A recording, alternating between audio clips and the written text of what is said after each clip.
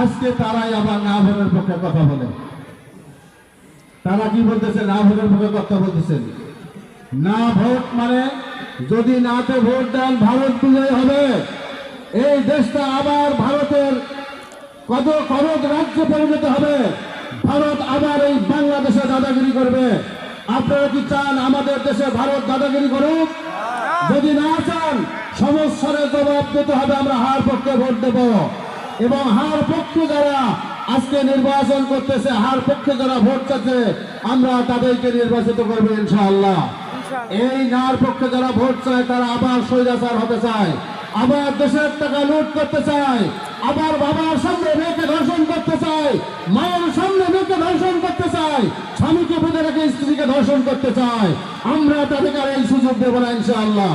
সম্মানিত ভাইরা, আসুন বাংলাদেশ জামাতে ইসলামী তথা 11 দলের সমঝোতা জোটের প্রার্থী আমাদের হাফেজ আব্দুল মুন্তাকিম ভাই, তিনি অত্যন্ত ভালো মানুষ, কোরআনের হাফেজ, কামেল পাস।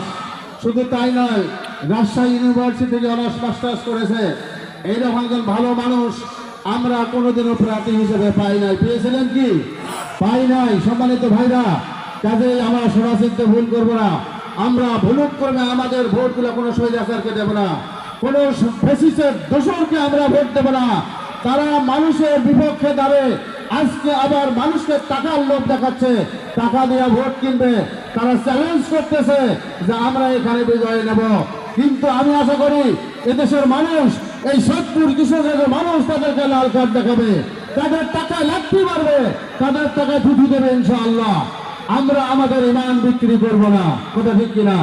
সম্মানিত উপস্থিতি, সকলের সুসংবাদ, সকলের সুস্বাস্থ্য কামনা করে, সকলের মঙ্গল কামনা করে, দাঁড়িপাল্লা মার্কার বিজয়ের আহ্বান রেখে আমি আমার কথা শেষ করলাম।